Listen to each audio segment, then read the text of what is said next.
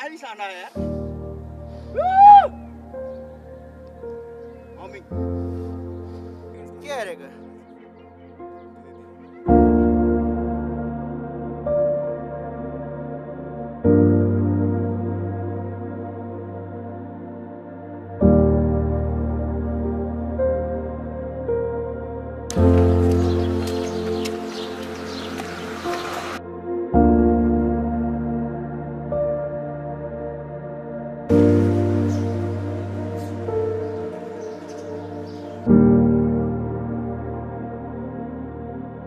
यत्रो सहर छ हैन दाइ मान्छे नै छैन हैन जम्मा 3-4 जना देखिरहेछ यत्रो हैन बाटो छ हैन जम्मा 2 जना सुतिया बसेर घाम तापिरहेछ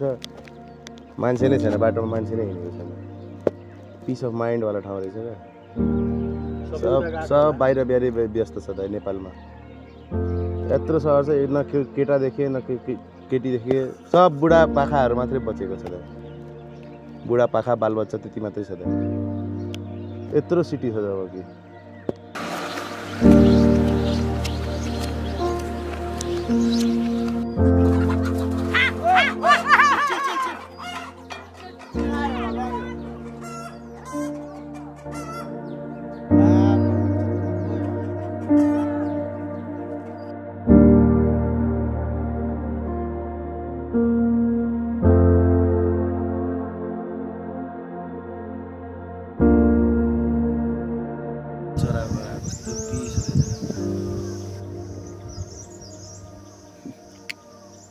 प्राकृतिक स्रोतमा आएर रमाउने हो कि यो सबै उतै हो नि थाहा छ लाली गुराँसहरू अहिले अटम सिजन भएर सबै झरेको छ क्या वैशाख आउँदैछ नि त वैशाखमा फुल्छ कि वैशाख जेठमा फुल्छ समरमा फुल्छ मौरीहरू ड्रागन फ्लाई हो ड्रागन फ्लाई यहाँको नजारा छुट्टै छ क्या मजा छुट्टै छ नि दरबार छ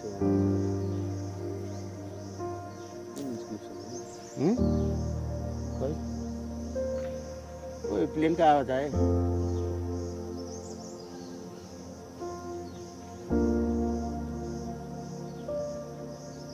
मामुला नेचर का हावा को मजा लिरहेछ साले त्यसले माले अब नेचर के त मजा लिरहेछ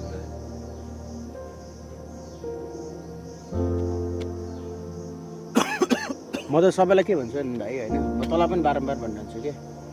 इभन बस्नु छ भने नि हैन म पछि भोलि पर्छु के यस्तै पहाडतिरै घर बनाउने हैन अलि सुविधा होस् टक्क गाडी साडी हैन मतलब त्यो सुविधा भएर पहाडतिर बस्नुको त्यो नेचुरल हावा छुट्टी हो के प्रदूषित हावा भन्दा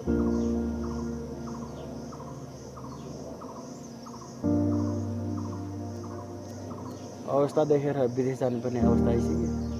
विदेश गएर पनि काम छैन दाइ आजकल ठेको भइसक्यो क्या दाइ विदेश जाने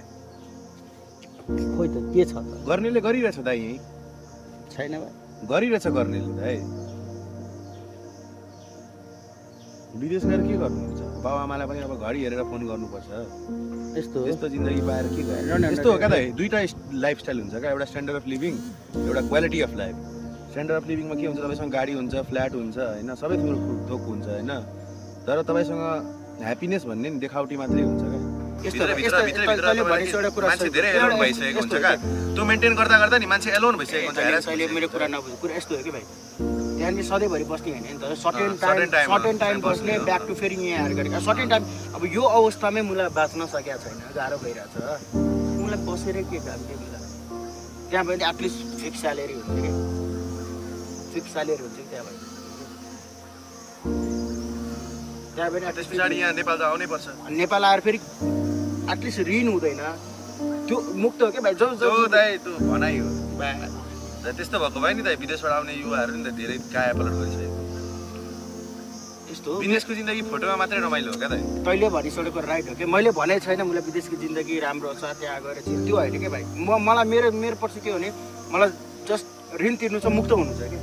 जस्तो त्यो मात्रै हो कि अहिले म चाहिँ हरेकजना कसको घरमा ऋण छैन ल हो एउटा कुरा मान्छे कुनै एउटा ठुलो लेभलको मान्छे हुन्छ एउटा सानो लेभलको मान्छे हुन्छ ठुलो मान्छेलाई ठुलो तरिकाको ऋण छ सानो मान्छेलाई सानो तर आफूले ऋण छ के मुला ऋण लिन्छ भनेपछि यो दबाब लिने होइन क्या त ठुलो मान्छेलाई हेर्नु त कहिले लिन्छ भनेर दबाबमा हुन्छ फ्लो भइरहेको हुन्छ क्या हाम्रो यही सेटअप माइन्ड सेटले नै धेरै कुरा ए भाइ उनीहरूसँग के हुन्छ ब्याकअप प्लान पनि हुन्छ ब्याकअप प्लान हाम्रो ब्याकअप प्लान के छ ल भन त मुझे त पो मुला बनिएको छोरा भाइ तसँग ब्याकअप प्लान छ तेरो धन सम्पत्ति टन्ने छ के धन सम्पत्ति भएर मात्रै हुँदैन भएपछि झन् धेरै च्यालेन्ज हुन्छ दाइ तपाईँलाई सजिलो लाग्छ एटलिस्ट लाइफ चल्छ के भाइ लाइफ चल्छ के तेरो एटलिस्ट महिनाको तेरो सटर भाडा कति उठ्छ त्यो भन आइहाल्छ पढाइ खर्च घर खर्च हुन्छ अनि तर त्यस्तो त जिन्दगीभर बसेर खान पाउँछस् के बसेर खानु छैन नि त दाइ बसेर खान मिल्छ नि मिल्छ तर त्यस्तो मिल्छ नि अहिले मलाई काठमाडौँमा जतिजनाको घर छ नि भाइ तिनीहरू मलाई मोज हो के रोड सोमा बजारसम्म जसको घर छ नि त्यो मोज हो के त्यो जिन्दगीभर लाइफ टाइम केही गर्नु पर्यो त्यसको पुस्ताले त्यसरी कमाइरहन्छ के बुझिस् तर एउटा कुरा चाहिँ पैसा भइसकेपछि मेन्टेन गर्न बहुत गाह्रो हुन्छ सम्हाल्न आउनु पर्यो अब यहाँनिर प्रत्येक व्यक्तिको नेपालमा स्यालेरी कति छ ल बेसिक 15,000 अब डलरमा हिसाब 15,000 त मलाई सरकारले चुकेको यहाँ पाउँछ कति त्यो भन न 10-12 त्यो पनि पाउँदैन त्यस्तै ठाउँ अनुसार हो बजारमा छ भने पाउँछ बजारमा पाउँदैन जितपुर बजारमा जा होइन त्यहाँ लेडिजहरू कपडा पसलमा काम गर्छ 4,000 5,000 त्यहाँ त छ नेपालमा हेरी छ एटलिस्ट बेसिक स्यालेरी कति छ 15,000 मान्छे कतिमा मानिरहेको छ कति मानिरहेको छ 5-6 मै मानिरहेको छ किन भन्दाखेरि अप्सन छैन म बाहेक अरू पनि रिप्लेसमेन्ट टन्नै छ के भाइ बेरोजगार टन्नै छ के म बेरोजगार होइन तर एटलिस्ट के हुन्छ भन्दाखेरि नि होइन यहाँ बसेको कमाइ र बाहिरको बसेको कमाइले फरक हुन्छ के ल ठिक छ म सेटिस्फाई छैन अरे म एकछिनको लागि म सेटिस्फाई मेरो फ्यामिली त सेटिस्फाई हुन्छ नि भाइ मेरो बालबच्चालाई त भनेको कुरा पुग्छ नि त्यही त हामी झुकिहाल्छु कसको लागि गर्ने त कुरा गर्ने कसको लागि भाइ आफ्नो लागि त जे भयो भने जस्तो भयो भने चल्छ के छोरा मान्छे हो खटिया भए खाना भए लुगा भए नेताहरूलाई मुला नेताको पछाडि लाग्ने नै होइन क्या नेताहरूलाई पुरा गाडी चलाउँदै उतै गर्दै ठिक्क छ अब त आफै भन्नु न ल अलिअलि सेन्ट्रल गभर्मेन्टले काम गरिरहेछ प्रोभिन्स गभर्मेन्टको काम के छ यहाँ त्यत्रो सांसद पालिरहेछ प्रोभिन्सले काम के छ के गरिरहेको छ प्रोभिन्सले अहिलेसम्म कुनै एक नम्बर प्रोभिन्सकोले होइन ठिक छ एउटा यस्तो हो के भाइ यस्तो गर्न मिल्छ है कस्तो भन्दाखेरि चाहिँ एउटा मेयर खडा है गभर्नर शासन तपाईँले भनेको कुरा मैले बुझेँ गभर्नर शासन लगाउन मिल्छ तर यता लिमिटेड राख्ने के व्यक्ति लिमिटेड चाहिन्छ भाइ चाहिन्छ नेतृत्व गर्ने व्यक्ति चाहिन्छ के यस्तो हो क्या दाइ तपाईँ मान्नु नमान्नु भित्र पोलिटिक्समा पनि धेरै कुरा धेरै राजनीति हुन्छ क्या अब नेता अब सेन्टरबाट छ होइन प्रोभिन्समा अर्कै छ क्या पार्टीको मल्टी पार्टी भएर नि नेपालको यो हाल भएको हो क्या दाइ जबसम्म मल्टी पार्टी कहिले काहीँ सुन्ने पनि गर्नु क्या सुन्नु जबसम्म मल्टी पार्टी हुन्छ नि दाइ लाड पनि नेपालबाट करप्सन हट्नेवाला छैन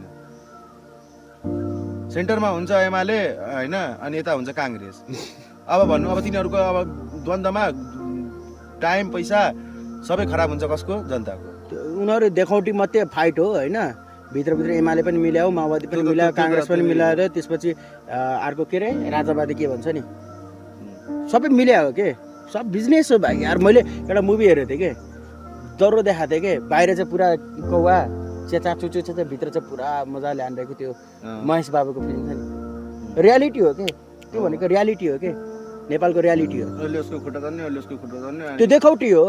सङ्घीय प्याटर्न हो क्या नेता बन्ने प्याटर्न हो क्या सङ्घीय किन गर्छ भने त किन लास्ट फेरि यिनीहरू एकजुट हुन्छ फेरि एउटालाई उठाउँछ फेरि अस्तिसम्म के थियो एमाले र माओवादी थियो हो अनि त्यसपछि माओवादी र काङ्ग्रेस थियो यो जोडिरहन्छ निक्लिरहन्छ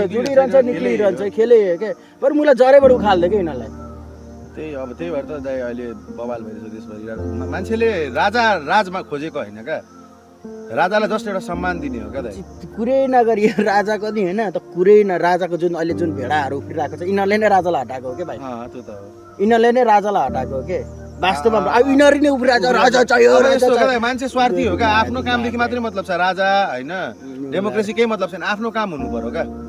राजा चाहियो नेपालमा त एउटा कुरा भनौँ देशभक्ति छैन नि छैन देखाउटी मात्रै इन्डियामा जा बाप मैले हेरेको छु यसो हो क्या नेपालमा देशभक्ति भनेको नेताको पछाडि लाग्ने भनेर मात्रै देशभक्ति भनेर मात्रै चिनिन्छ क्या त्यो बाहेक छैन क्या अब त हेर नेपालमा होइन त अब तपाईँ खेलकुदमै लिइहाल्नु छैन न खेलाडीहरूलाई सम्मान छ त्यत्रो क्रिकेट खेल्ने मान्छेहरूसँग अब ब्याट पनि धरि किनिदिँदैन क्या अब एउटै जुत्तालाई सिलाइ गरेछ अनि कसरी गर्छ त दाइ यार केही कुरा व्यवस्थित छैन क्या। केही गर्दैन भाइ, त्यसैले चल भाइ विदेश। म त नजाने दाइ। त नजा, तर एकलट जानुपर्छ देशको अवस्था हेरेर भाइ। इकोनोमी जिडिपी घटिरहेछ, दिनका दिन घटिरहेछ के भाइ। अब हेरौँ के हुन्छ दाइ, भने जस्तो जिन्दगी थोरै हुन्छ। जिन्दगी भने जस्तो भइदियो भने त मजै आउँदैन नि। अब हाम्रो थियो त प्लान यहाँ आउने, त्यही पनि एउटा कुरा भनेको आउने थियो त आए, भने जस्तो हुँदैन। त्यही भएर त मजा आउँछ दाइ जिन्दगी, वास्तवमा कुरो हो क्या। यस्तो हो कि भाइ, भने जस्तो मजा आउँछ त्यो कुरा हो कि, तर यसले गर्दाखेरि फ्यामिलीलाई असर परिदिन्छ क्या, त्यो चाहिँ नराम्रो लाग्छ क्या। त्यो कुरा चाहिँ अलिकति नराम्रो लाग्यो कि यसले गर्दा चाहिँ फ्यामिलीलाई असर पार्छ कि। मलाई मतलब भयो टेन्सन, केटा मान्छे हो यार, युद्ध गर्दै हिँड्छ क्या, तर यसको इम्प्याक्टले के परिवारलाई असर पार्छ नि त, त्यो कुरा हो नि त। अनि कसले आफ्नो परिवारलाई दुःख देख्न खोज्छ कि। अब तपाईँको नानी अलिकति ठुलो भएपछि जानु न, अहिले त नजानु। अहिले गयो भने तपाईँलाई अलिकति गिद्दी हुन्छ। अहिले त राम्रो मेमोरी वाला टाइम हो नि त। अलिकति ठुलो भएपछि तपाईँलाई पनि सजिलो हुन्छ क्या, बुझ्ने भएपछि नि, अनि जाँदा हो। अहिले त त्यस्तो खासै छैन। मैले तपाईँलाई भने त मान्छे आत्तिन्छ धेरै क्या। मान्छेले के गर्छ भने बोर्डिङमा लोड पैसा तिर्छ होइन त। यसो सुन्नु क्या, नेपालमा एउटा कमजोरी बाबुआमाको के छ भने बोर्डिङमा लोड खर्च गर्छ। महिनाको 5,000 6,000 तिर्छ। एसएलसी पासपछि +2 पढाउँछ, त्यस पछाडि पैसै हुँदैन क्या।